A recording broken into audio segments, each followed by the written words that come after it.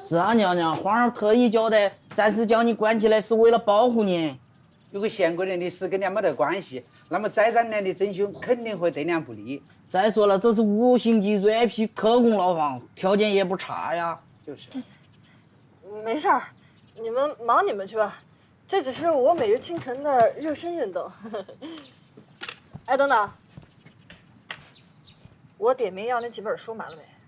没买就快点去，看不见他们才是对我最大的刑罚。娘娘放心，我明日派人去买了。快去快去！什么书啊？孟非家到底的哈，巴萨。那书特多，现在能买到。救命啊！来人呐！放我出去啊！来人呐！就在前面。快来人呐！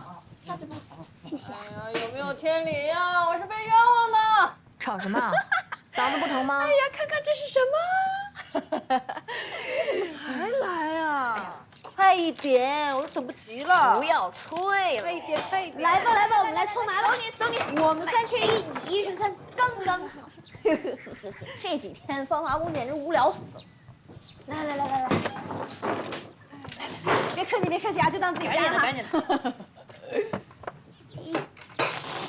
快来呀，萌妹姐姐，来。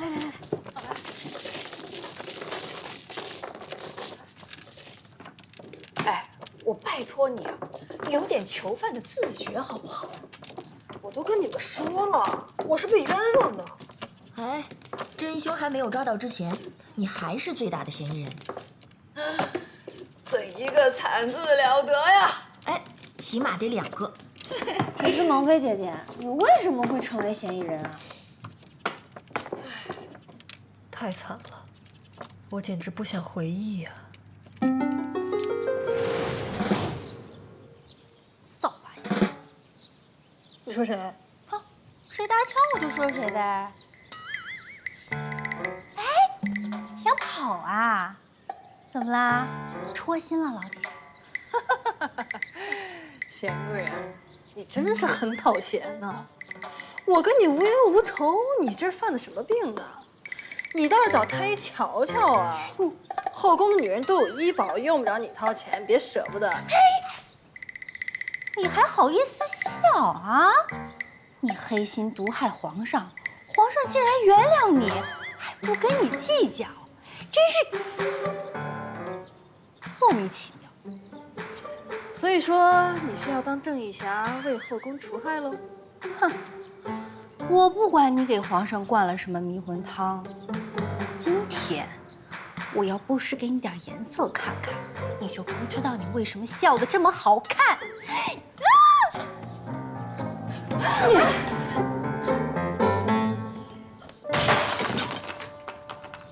怎么会打起来了？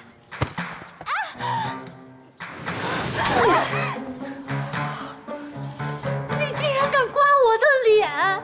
你竟然敢欺负我！这个是我吃饭的家伙。看出来了，吃饱了撑的吧你？那不是萌妃娘娘吗？对呀，怎么回事？敢欺负我！老天真的太不公平了！你这个人有皇上宠，我连皇上都见不到面啊！这我欺负你，明明是你冲过来打我的好吗？没有，不跟你说了，以后别来找事儿啊！我的个亲娘啊！我可不活了！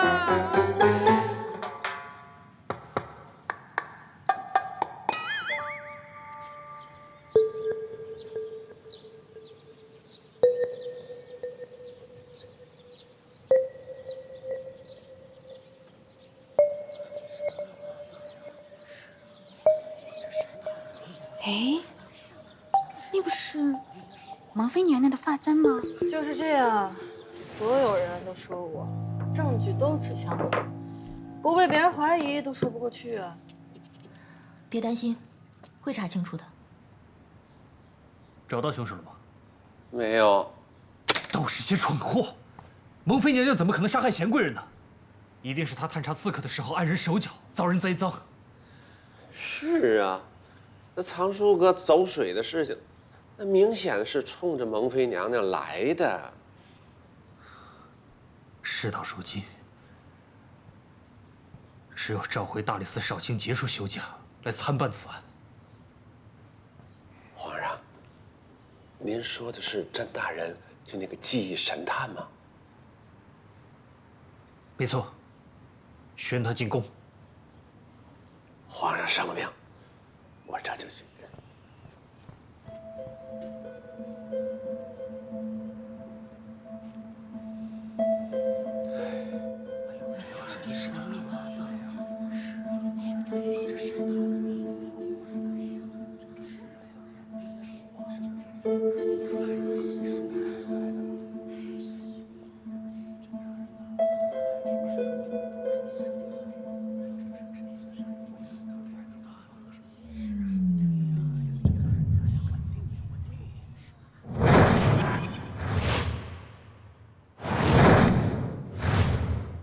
甄大人，您不是休假去了吗？怎么这点小事也管？太劳心了。案子不分大小，更何况事关人命。哎，是，小的意思是啊，这人一看就毒死的，身体发青，嘴唇发黑。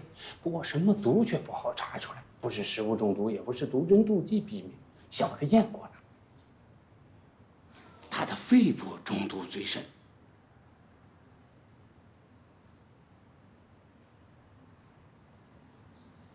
是吸入式中毒啊，对呀。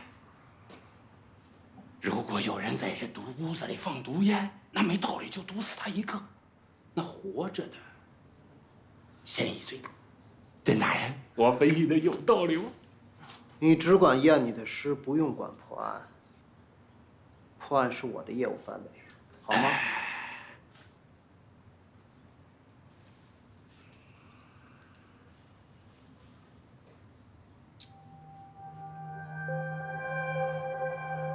这对夫妻的新房是不是在山的背后？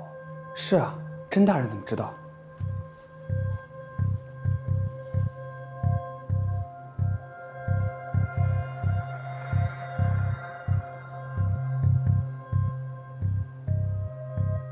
好了，我知道了。咱们去新房看看吧。走吧。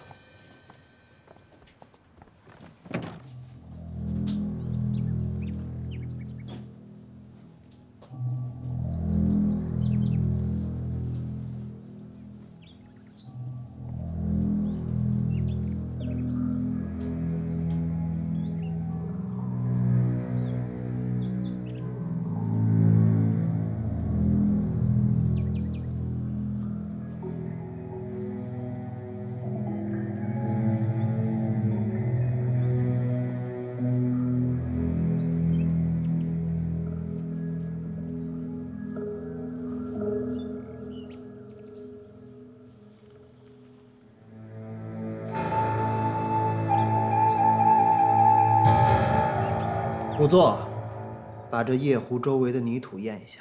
哎，大人，我是不是理解错了？您是让我验夜壶里的尿，验泥土什么名堂？你照做就是。哎，是。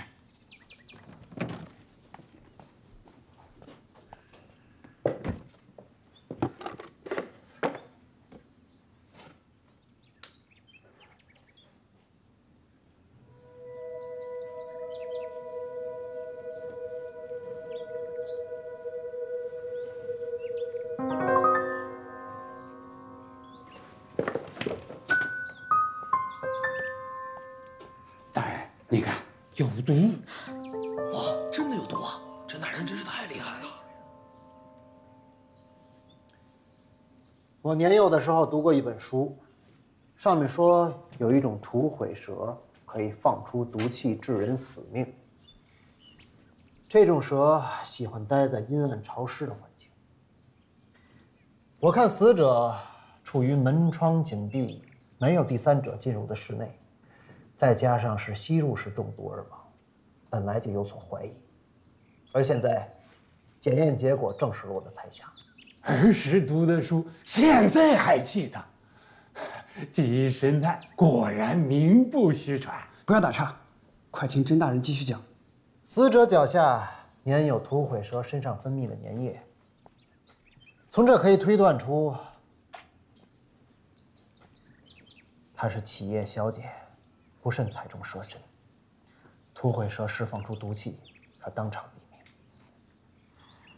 而你身体素质比较好，再加上距离离得比较远，所以仅仅只是昏迷。这么说，是场意外，不是谋杀了。并非如此，本地可不产土匪蛇。去把这附近所有的蛇官叫来，你来辨认一下，看有没有认识的。是。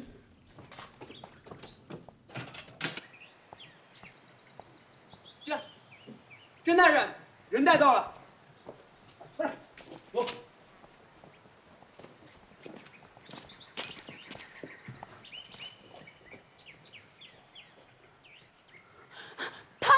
甄大人，我认识他。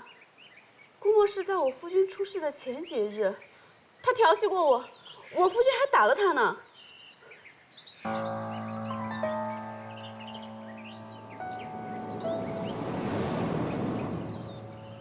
看面相，你是外地人。是。到此为止，案情一目了然。你轻薄于她，被她丈夫毒打，因此怀恨在心。将从外地抓来的土匪蛇丢弃在这房屋附近，造成了她丈夫中毒身亡。你认不认罪？我认罪。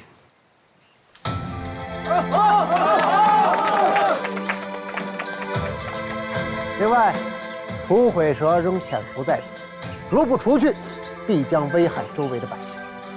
剩下的蛇官，好好将这条蛇捉住。用火烧死。是。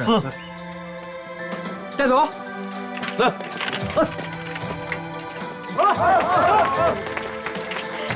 多谢甄大人。少爷，少爷，不好了，少爷，少爷，不好了，出什么事了？少爷，皇上跟前的吴公公前来请您，说是宫里发生了命案。我还在休假呢。少爷，小人听说，命案的嫌疑人好像是蒙妃娘娘。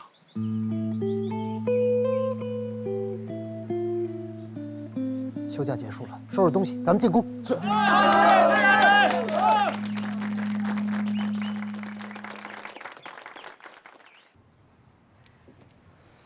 东风。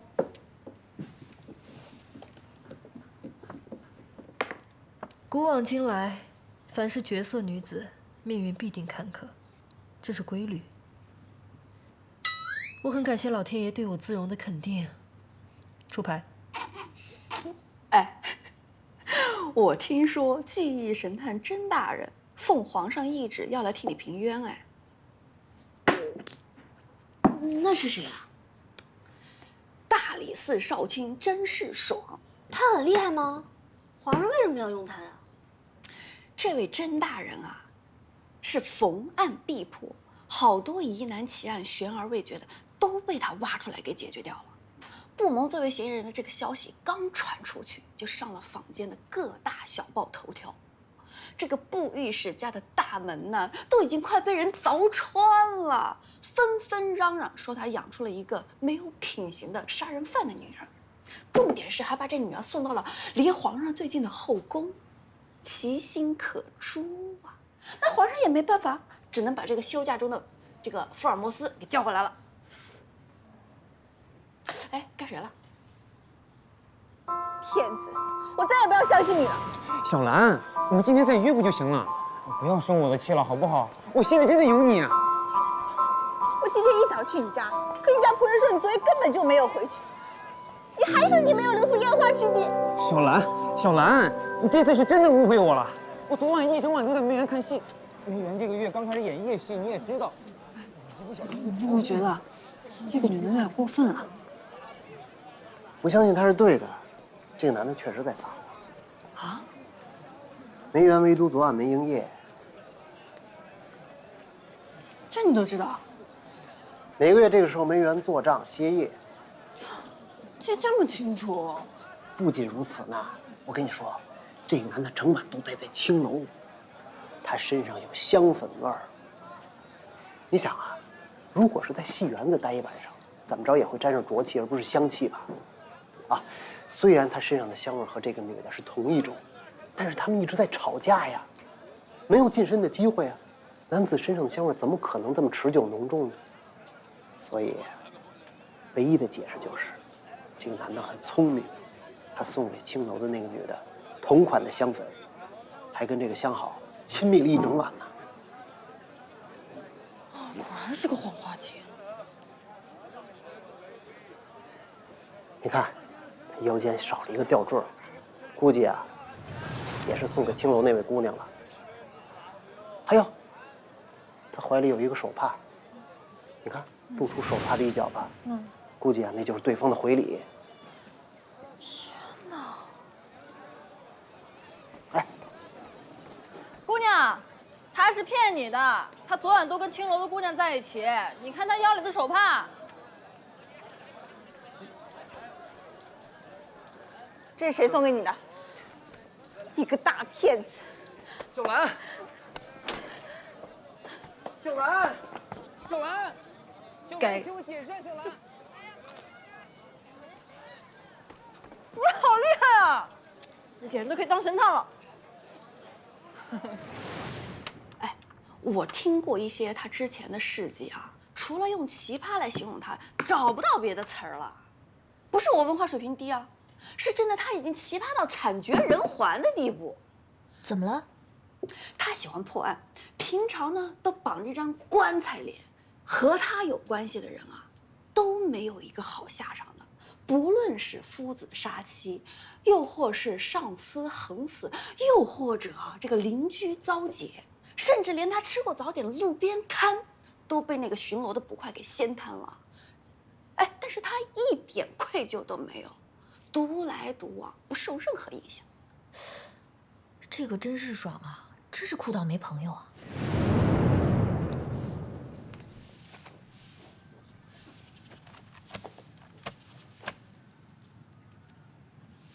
你的香囊在策论第2卷里面夹着。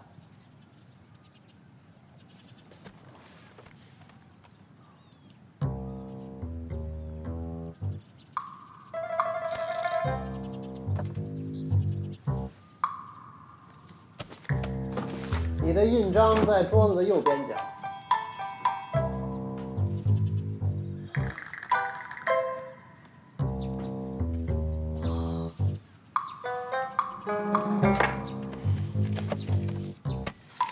你的扇子在座位的左边角。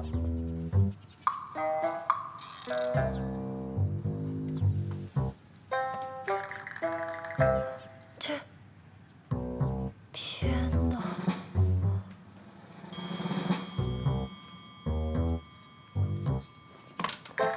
你的手帕在宣纸下边压着。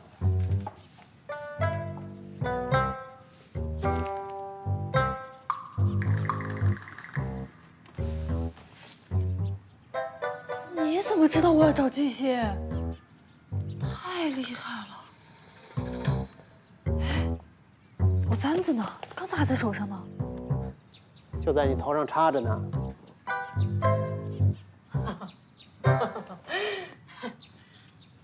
那你知道策论的第3卷在哪儿吗？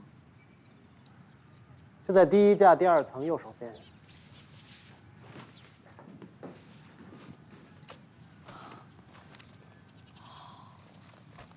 这你都知道？你不是人！我什么都记得。我不信，任何书的内容你都记得？那当然了。我不信。那这个第8页写的什么？此臣所谓参教也，圣人非能通之万物之要也。故其治国，举要以治万物。故寡教而多功，圣人治国也，易知而难行也。是故圣人不必加，反主不必废，杀人不为报，赏人不为仁者，国法明也。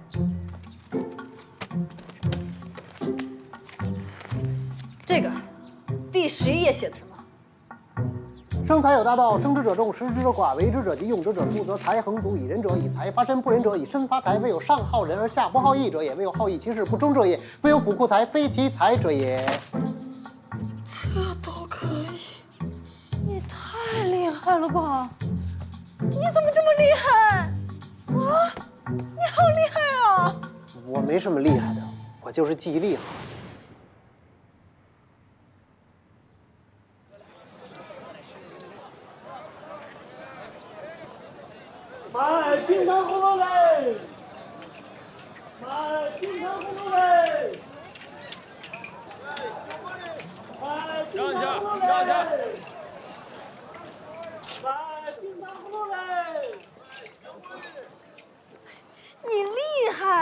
你聪明，会推理，记忆力好，还不爱拍别人马屁，放眼整个私塾，谁能有你强？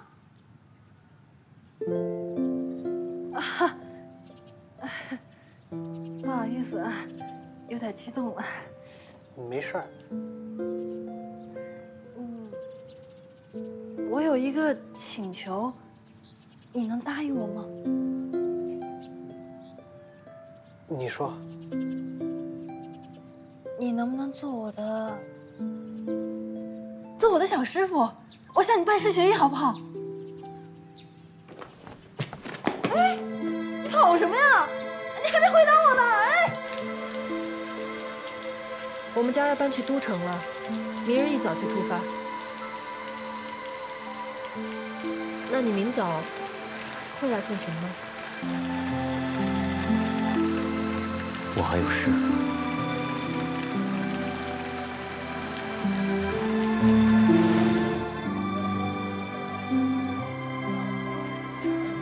哎，你等等我！我今天要把你等我，你等我一下，真是爽！哎呀，真是爽！叫你呢，真是爽！你这什么耳朵？真是爽，真是爽！傅小姐，我叫你老半天，怎么听不见呢？你是不是耳背？请问你找我有什么事吗？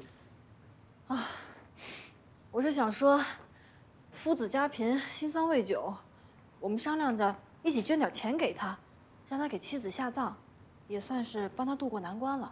现在钱都齐好了，就差你的了。哦，那不用算我。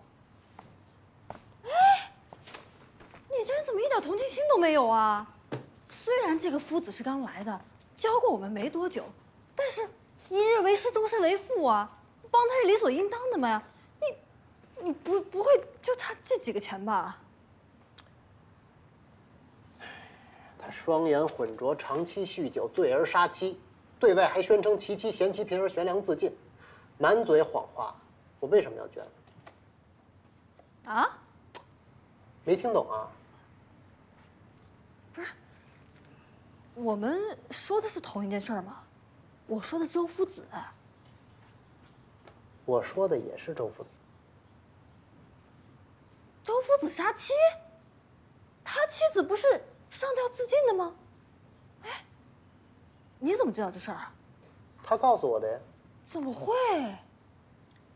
周夫子的妻子去世的时候，他的语言、表情、动作细节，都在纷纷告诉我丧妻事件背后的真相。我不记得周夫子那天说了什么，做了什么，我只感觉他很痛苦。我记得，不过我要订正你一点，他不是感到痛苦，而是感到内疚。是吗？当人们后悔或者内疚的时候，就会不知不觉地露出反省的微表情。当时周夫子的眼睛盯视着其妻的尸身，皱眉，身体的肌肉紧张，同时呼吸紧凑，这一切都在说明他在后悔内疚，以及对自己酗酒有了很深的反省。现在的周夫子就是处于戒酒的戒断反应当中，手指时常颤抖，写字歪斜，口干，经常舔嘴唇。可是，你怎么现在才说呀？我是除了你第一个知道的吗？等后天吧，我会给官府写一封信，他们收到信之后就会找仵作重新尸检。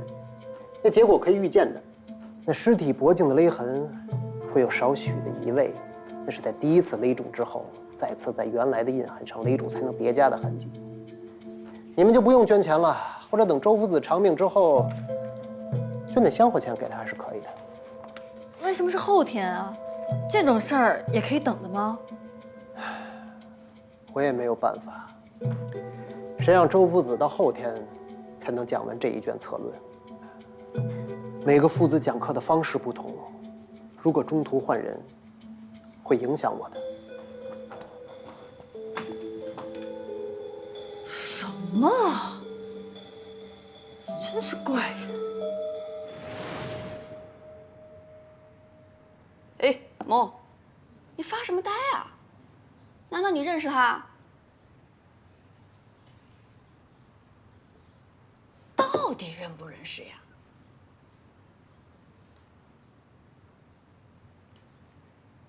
他只是一个当年误导了我，导致我今后的人生轨迹发生严重偏差的同窗而已。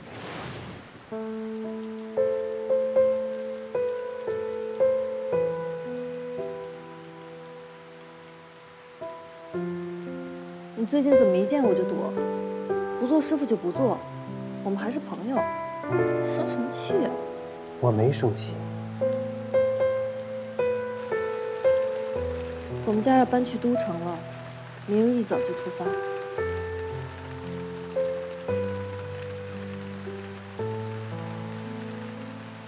你就没什么要跟我说的吗？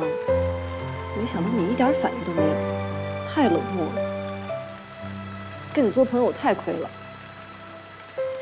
一路顺利。还有呢？要听话。那是当然，我特听话，这是我此生唯一的优点。那你明早会来送行吗？我还有事。我不管，你要来，你不来我会生气。下次见面就在你的葬礼上，记住哦。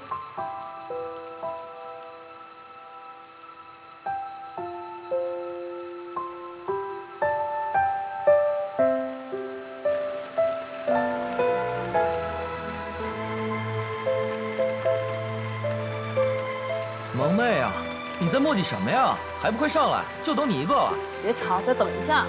还等什么等啊？我看你那把伞呀，肯定是伪造劣质品，不然你脑袋瓜也不会进那么多水。你烦不烦呐？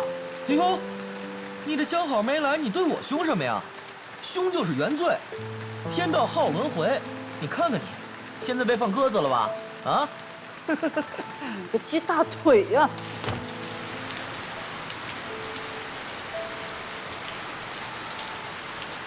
哎，你等一下，你刚刚说跟甄世爽认识的人都会倒霉，那不萌卷入这场凶杀案，也就是说是跟他认识的后遗症？别这么说，他是个好人。当年我话很多，问他问题，他总能很热情地给予我回应，而且他特别善良，我总是跟他探讨人生，他每次都特别积极地配合我。你干什么呢？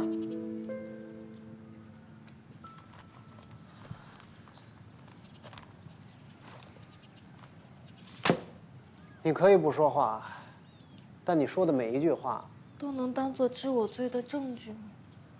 不，我都可以当你没说过。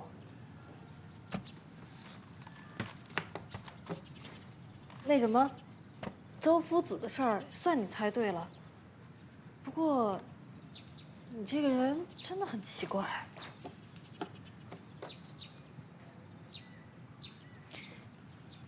你不计较我偷看你东西呀？计较又能如何？这可是你说的不计较啊！那借我看看。喂！哎呀，你放开，万一被别人看到了，好歹也得注意点影响。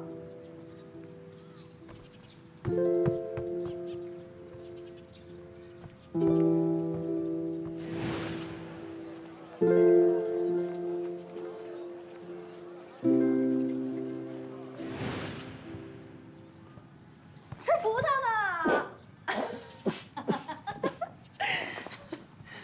那，还你，我看完了。哦。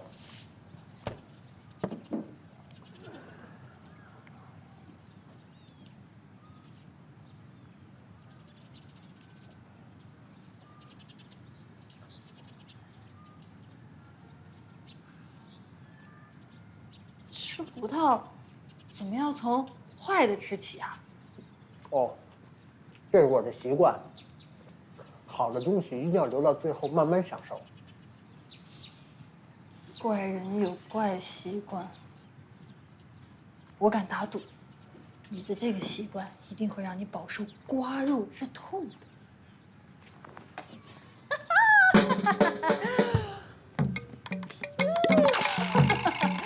又痛彻心扉啊！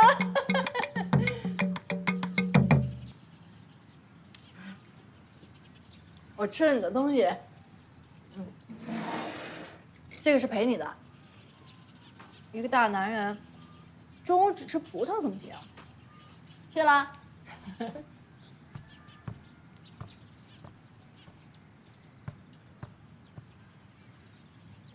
顾小姐可真是我心中的小太阳，一听她说话，我感觉我的灵魂都被净化了。可惜呀，她也不跟你说话呀。没看见她最近跟那个冰山上的来者甄世爽走得很近吗？甄世爽的性格确实有点阴冷，你说我们的小太阳为什么要跟他一起玩呢？这好不容易有了新政，男女可以在一起上学读书，却便宜了那小子。放心吧，穷鬼一个，顾家小姐只是可怜他，不会跟他在一起的。就是。吃饭吧，吃饭。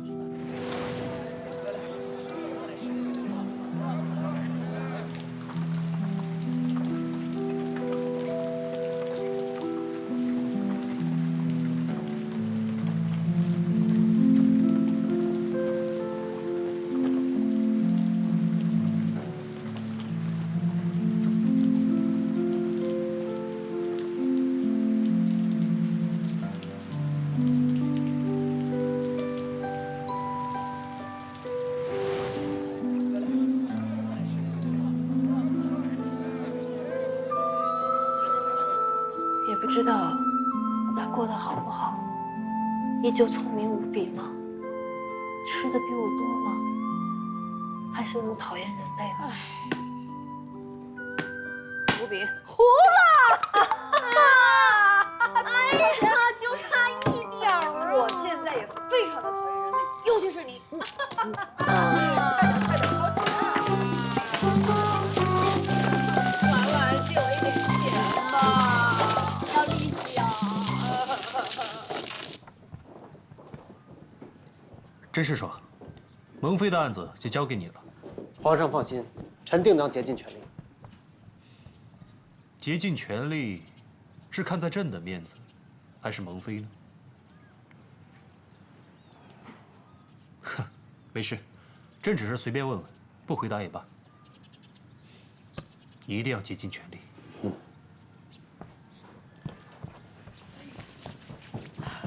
嬛嬛，一帮。蒙妃娘娘，有家属来看你来了。没空没空，小鸟一只。皇上领来了呀！快撤！不要再介意我这橘子，皇上没事来这干嘛呀？真是，快！参见皇上。免礼。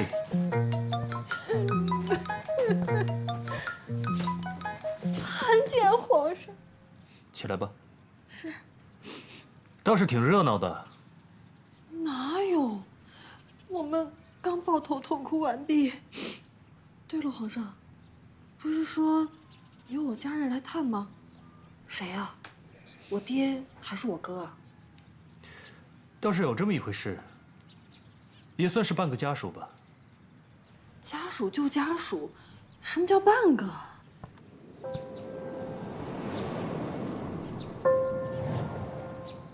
微臣参见蒙妃娘。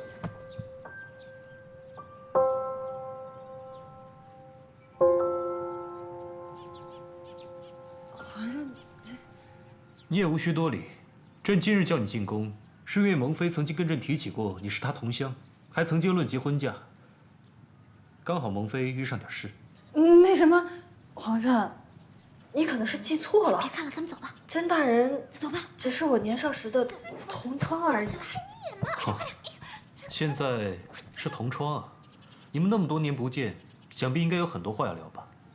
朕在这儿，会不会打扰你们？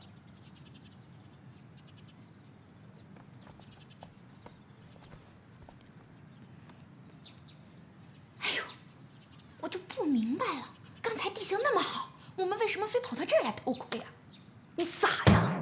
气氛明显不对。好像是有点情敌相见的味道。没错，待会儿打起来，溅我们一身血呢。那还是躲在这儿看比较好。我穿的可是新衣服。真抱歉，是我跟皇上乱说，影响你名誉。没关系，我看得出来，皇上是逗你的。朕可没空逗他。甄世爽，他们说证据显示，蒙妃就是杀害贤贵人的凶手，你怎么看？皇上，臣相信蒙妃娘娘是无罪的，是有人嫁祸。没想到他这么快就站在我这边，这么多年没见，他竟然还相信我。所以蒙妃跟贤贵人在争吵的过程之中，在争执的同时划伤了贤贵人的脸，那一瞬间把她推入井中，把蒙妃的发簪拔了下来。这样的作案过程不对吗？不对的地方有很多。皇上，微臣接下来的言语可能会有些伤人，还请皇上恕臣无罪。朕免你罪，说吧。没错，贤贵人脸上的指痕确实是和蒙妃娘娘争斗时留下的，这一点仵作查的没错。不过微臣再次细查过尸体，发现贤贵人身上不仅有淤青，也有几道指痕，以及什么？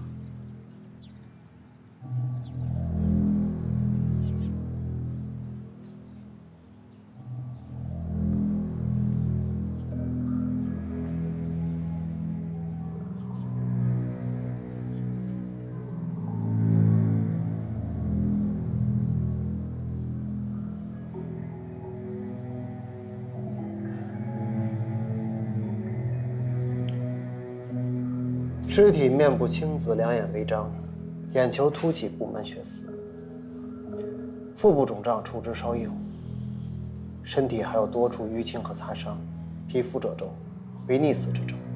是的，是的，发现的晚，因此尸体在水中浸泡的时间过久，影响了对死亡时间的判断，大概是亥时到子时之间吧。有打斗过的痕迹。贤贵人这额头有撞击伤，脸上还有一道指痕。有人正说她与蒙妃娘娘发生过争执，后来小的在蒙妃娘娘的指甲缝里发现了肉丝，配对后正是她这道伤痕。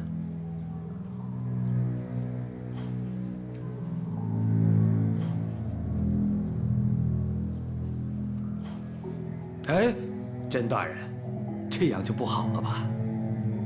尸体在我面前并无性别之分，你检查过吗？这下边我没敢仔细看。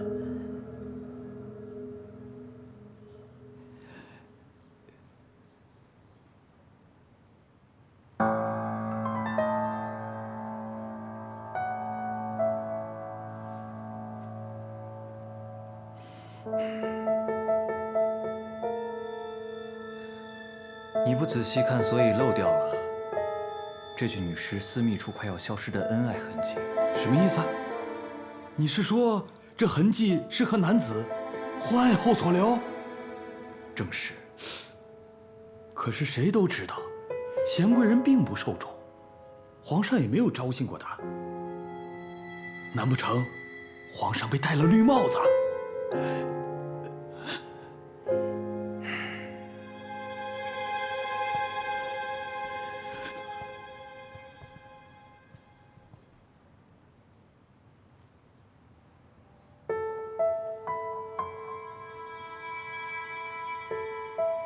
这刚打捞上来时，贤贵人手里拿着这只发簪，说明二人在打斗之时，蒙妃娘娘一气之下将她推入井中。就在这关键的瞬间，贤贵人拔下了她的发簪，这应该就是这样。当时贤贵人手里这簪子是怎样拿着的？就是这样，正常拿。你确定？我确定。我的这双眼睛比那孙猴子的火眼金睛也就差那么一点点。